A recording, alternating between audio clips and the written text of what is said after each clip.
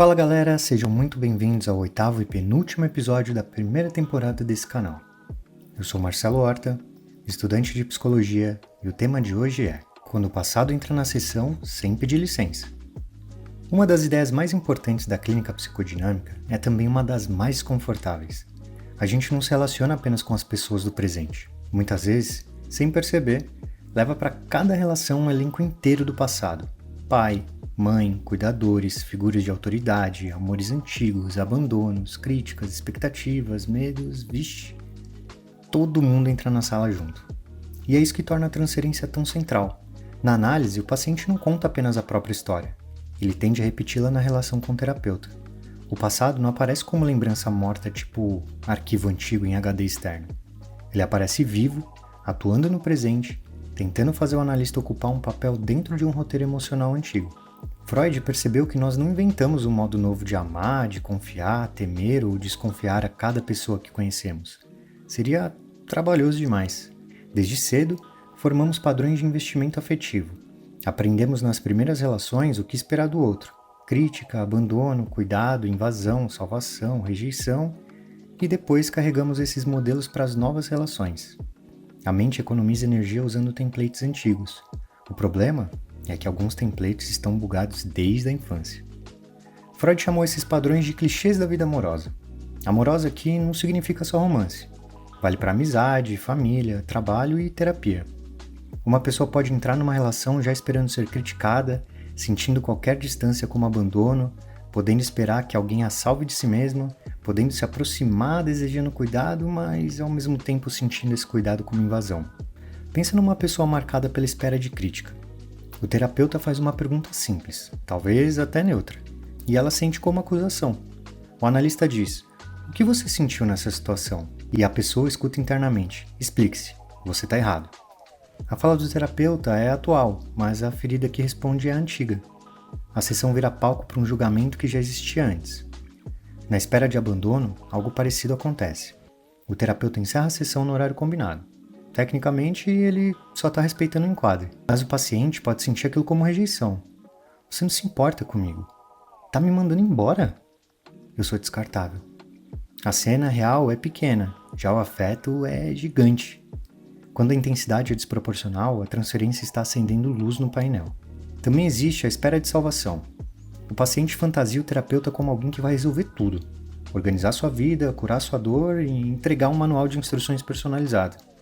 Só que nenhum terapeuta real sustenta esse lugar. Quando o analista fala em ser salvador, ele pode rapidamente virar alguém frio, inútil, invasivo ou decepcionante. O herói vira vilão em 3 segundos, igual ao cancelamento emocional premium. Para entender como isso acontece, entra o conceito de ímago. A ímago não é uma fotografia fiel da pessoa real do passado. É uma imagem interna, fantasmática, construída pela criança que o sujeito foi. Um pai que colocava limites razoáveis pode ter sido vivido como tirano. Uma mãe ocupada pode ter sido sentida como alguém que abandona. Não porque a criança mentiu, mas porque ela interpretou a experiência com os recursos emocionais que tinha na época. Quando a ímago entra em ação, o paciente não alucina. Ele sabe que o terapeuta é terapeuta. E você precisa entender que a distorção não é visual, é afetiva. Ele vê o analista real, mas sente suas falas como se viessem daquela figura interna antiga. O presente é lido como legenda do passado. E como todo mundo sabe, legenda errada muda o filme inteiro. A libido também entra nessa mecânica. Na psicanálise, libido não é só desejo sexual no sentido comum. É energia de investimento afetivo. É a capacidade de colocar interesse, desejo, importância e paixão em pessoas, projetos e vínculos. Quando a realidade atual frustra demais, essa energia pode regredir, ou seja, voltar a se ligar a imagens antigas, as ímagos infantis. A transferência é justamente a ponte por onde essa energia antiga volta ao presente, usando o terapeuta como suporte. O analista passa a receber afetos que não nasceram ali.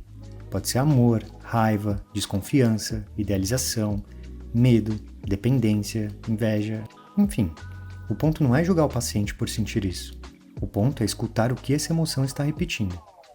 A transferência positiva aparece como confiança, vínculo, ternura e até idealização. Ela é importante porque sustenta o tratamento. Sem algum afeto positivo, o paciente não fica tempo suficiente para atravessar conteúdos dolorosos.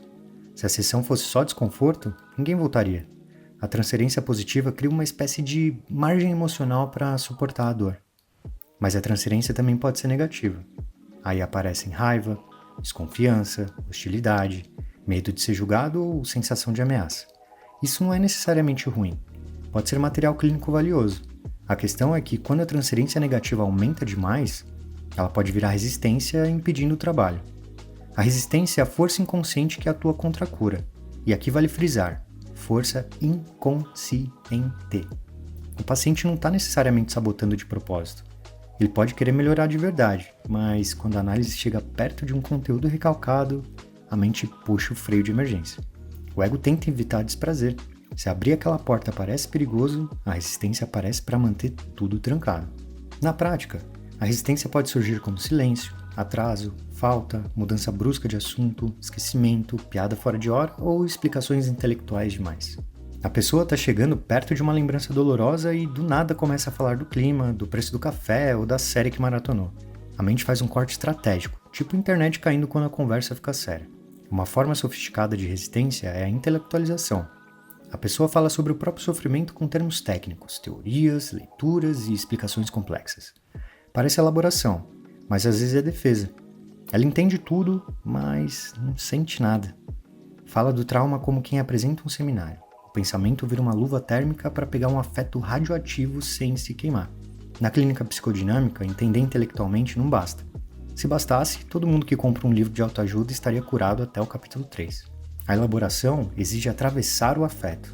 Não é só explicar a dor, é permitir que ela seja sentida, simbolizada e transformada na relação com o outro. É aí que entram a associação livre e a atenção flutuante. Do lado do paciente, a associação livre é o convite para falar o que vier à cabeça, sem censura, sem tentar parecer inteligente ou coerente o tempo todo. O inconsciente aparece em lapsos, desvios, repetições, silêncios e frases que parecem não ter nada a ver. Tá bom. Do lado do analista, a atenção flutuante é uma escuta sem foco rígido demais. O analista não fica caçando apenas fatos objetivos ou tentando montar uma linha do tempo perfeita. Ele escuta a textura da fala, pausas, mudanças de tom, palavras repetidas, silêncios, afetos e o papel que o paciente tenta ocupar. É uma escuta do conteúdo e do clima também. Para que tudo isso funcione, é preciso setting clínico.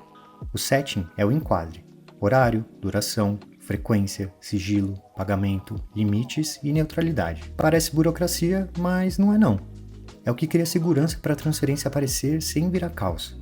Se o analista se atrasa sempre, fala demais da própria vida ou dá conselho moral, fica difícil saber se a raiva do paciente vem do passado ou do comportamento ruim do próprio terapeuta.